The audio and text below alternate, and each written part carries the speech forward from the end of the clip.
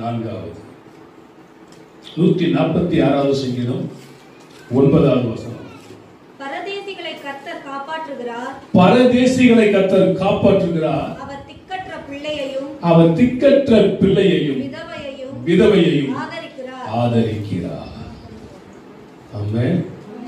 எனக்கு யாருமே ஆதரவு இல்லை அப்படின்னு நீங்க நினைச்சா கூட, தாயின் கற்பத்தில் உருவாகு முன்னே உங்களை பெயர் சொல்லி அழைத்த தேவன், தாயின் கற்பத்தில் இருக்கும் பொழுது உங்களை ஆதரித்த தேவன் இந்த நாள் வரையிலும் உங்களை ஆதரித்துக் கொண்டே இருக்கிறார். அவர் நம்மை ஆதரிக்காமல் இருந்து இருப்பார் என்று சொன்னால் நம்ம எல்லாம் இன்னைக்கு வாழ்க்கையில் இருந்திருக்கவே மாட்டோம். இது பிரச்சனைகள், துன்பங்கள் வருகிறது. அந்த உபத்திரங்களில் மத்தியிலையும் கர்த்தர் நாம் தப்பித்துக் கொள்ள ஒரு போக்கை, வழியை கர்த்தர் காண்பித்து நாம் அவரை நம்புவதனால் நம்மை ஆதரித்துக் கொண்டிருக்கிறார். நம்மை மாத்திரமல்ல, கடலில் இருக்கிற திமிங்கலங்களை அவர் ஆதரிக்கிறார். அது 104வது சங்கீதத்தில் அழகாக எழுதப்பட்டிருக்கிறது. திமிங்கலங்கள் கர்த்தரை நோக்கி பார்க்கும், அவர் தன் கையை திறக்க ஆகாரங்களை வாங்கி புசிக்கும், அவர் அதை மறைத்துக் கொள்வார் என்றால் அவைகள் மாண்டு கொள்ளும். குருவியிலிருந்து, எறும்புல இருந்து, யானையிலிருந்து, திமிங்கலங்களிலிருந்து எல்லாம் கர்த்தரை நோக்கி பார்த்துக் கொண்டிருக்கிறது. அவர்களுக்கு வேண்டிய ஆகாரத்தை கர்த்தர் தருகிறார். ஒரு மாடை வளர்ப்பது என்பது அவ்வளவு எளிதான காரியம் அல்ல. அதுக்கு புல்லு வாங்க வேண்டியது இருக்கிறது, புண்ணாக்கு வாங்க வேண்டியது இருக்குது, பறிச்சு கொட்டை வாங்க வேண்டியது இருக்குது. அதனுடைய பாலை என்ன பண்றான், கறந்து வித்துக்கிறான். ஆனா காட்டுல வேலை கொடுக்கிறது, காட்டிலே உடான கூடிய மிருகங்கள் இருக்கிறது, பறவைகள் இருக்கிறது. இவைகளுக்கெல்லாம் யார் படி அழைக்கிறார்? கர்த்தர். நம்ம வளர்க்க முடியுமா? நம்ம கொடுக்க முடியுமா? முடியாது. அவைகள் அனைத்தையும் தேவன் போஷிக்கிறார். அத்தனையும் அவர் என்ன பண்றார்? ஆதரிக்கிறார். ஒண்ணு அடித்து சாப்பிட்டுக்கிறது அது வேற விஷயம். ஆனா அத்தனத்துக்கு தேவன் என்ன பண்றாரு? ஆகாரம் கொடுக்கிறார். காலையில் நேற்று நம்ம பார்த்து ஒரு அழகான ஆட்டுக்குடிய ஒரு பாய் கொண்டு வர, தலை கொண்டு வர. சரி பரவாயில்ல, எல்லாம் ஆறுதலாக கொண்டு வர. அடுத்து பார்த்தா எல்லா வருது பிரியாணி ஆயிடுச்சு. சாப்பிடுறது தப்புன்னு சொல்ற பைபிள், அடிச்சு குஷின்னு சொல்றது பைபிள். அப்போ அந்த கொண்டு வந்து வெட்டி எல்லாத்துக்கு பிரியாணி போட்டதுமே திருப்தி ஆகி போச்சு. ஆனால் நம்மளும் கொல்லாம ஆண்டவர் ஆதரிச்சு வச்சிருக்கிறார். மோசையே வழியில கொல்ல பார்த்தார், உண்மையா இல்லையா?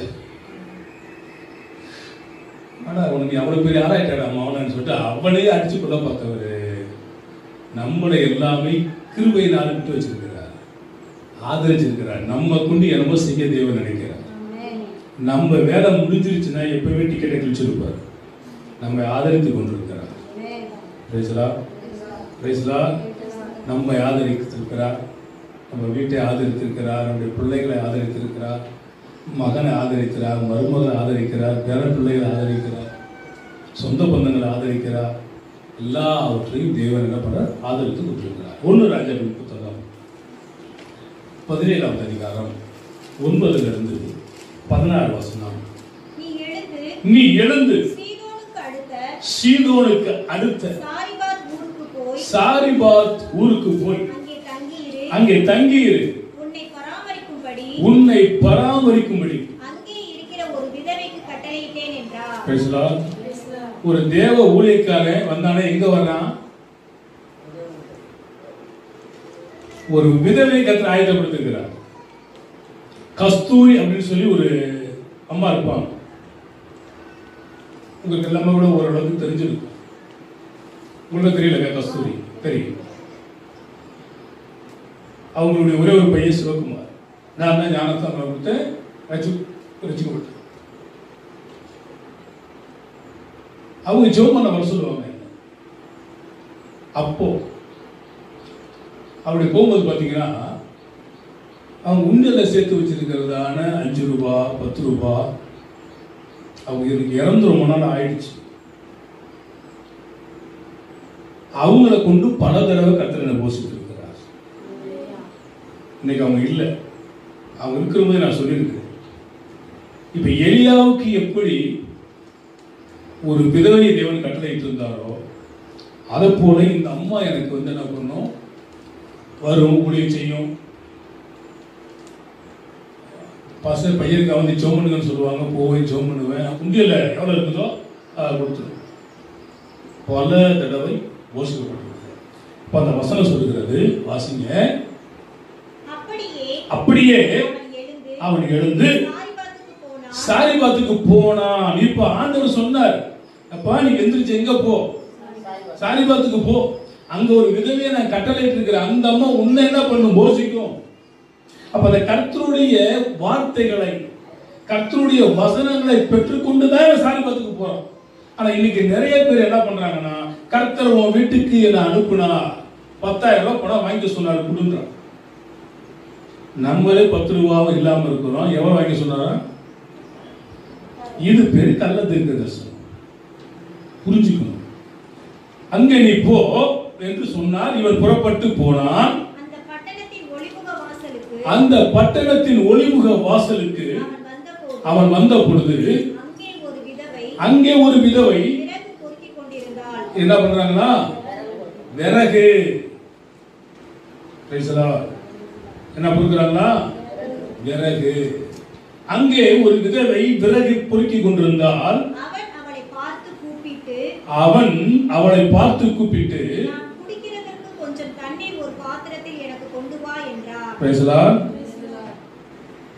குடிக்கிறதுக்கு எனக்கு என்ன பண்ணு, கொஞ்சம் தண்ணி கொண்டு வா. எலியேசர் என்பவன் ஒரு திட்டம் வைத்தான். என் எஜமானினுடைய மகனுக்கு சரியான பெண் யார் என்பதை நான் அறிந்து கொள்ள வேண்டுமானால் குடிக்க தண்ணித்தா என்று நான் கேட்டால், உனக்கும் வார்க்கிறேன், உன் ஒட்டகத்துக்கு வார்க்கிறேன் என்று எவள் சொல்கிறாளோ அவளே யாரு, என் எஜமானுடைய மருமகள் அப்படின்ற மாதிரி ஒரு தீர்மானம் பண்ணினான். அதே போல குடிக்க தண்ணி கேட்கும் பொழுது உனக்கு வார்ப்பேன், உன் ஒட்டகத்துக்கு வார்ப்பேன் என்று யார் சொன்னா, ரெபெக்காள் சொன்னான். அதுக்கடுத்து அங்க போய் பார்த்து பேசி, இந்த மனுஷனோட நீ போக ஆயத்தமா அப்படி கேட்டது, நான் போறேன்ட்டான். பேசலாம். இதெல்லாம் தேவனுடைய விருப்பம், தேவனுடைய சித்தத்தின்படி நடந்தது. அது போல எலியா என்பவன் அந்த பெண்ணிடத்தில் குடிப்பதற்கு எனக்கு என்ன பண்ணு, கொஞ்சம் தண்ணி கொண்டு வா என்றான். கொண்டு வர அவள் போகிற போது அவன் அவளை நோக்கி கூப்பிட்டு கொஞ்சம் அப்பம்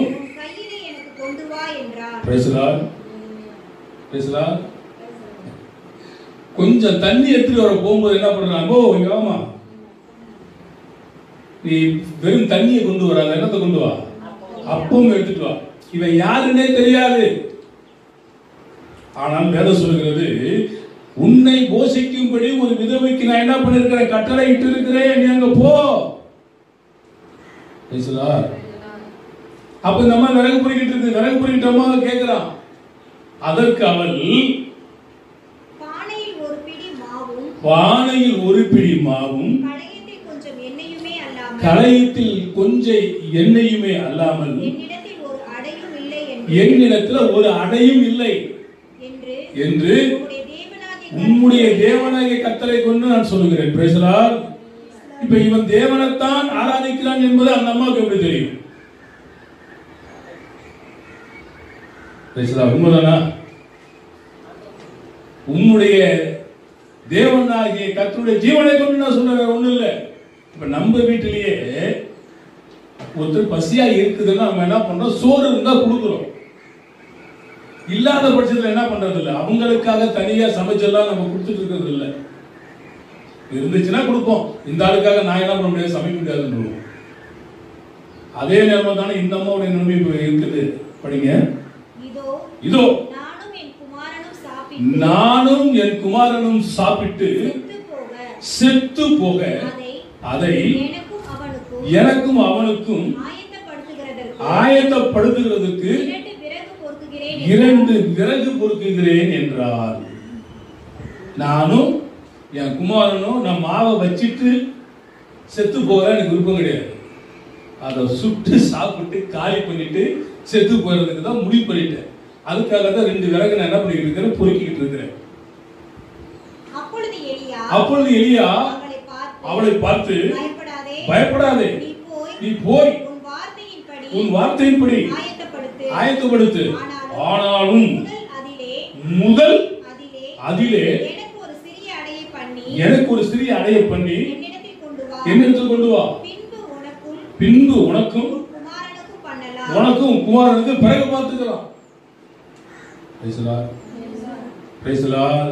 கொஞ்சம் என்னதான் இருக்கு, கொஞ்சம் மாவுக்கும் பரவாயில்ல.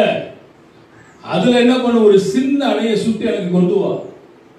வேற சொல்லுகிறது, கொடுங்கள் கொடுக்கப்படும், அமைக்கி குலுக்கி சரிந்து போகும் மட்டும் தரப்படும் சொல்றான். எனக்கு முதலாவது ஒரு சின்ன அணையை சுத்தி கொண்டு வா.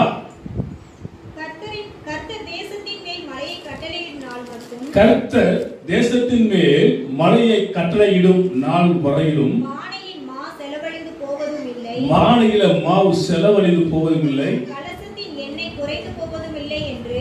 கலசத்தில் எண்ணெய் குறைந்து போவதும் இல்லை என்று இஸ்ரவேலின் தேவனாகிய கர்த்தர் சொல்லுகிறார் என்றார். அவள் போய் எலியாவின் சொற்படி செய்தார்.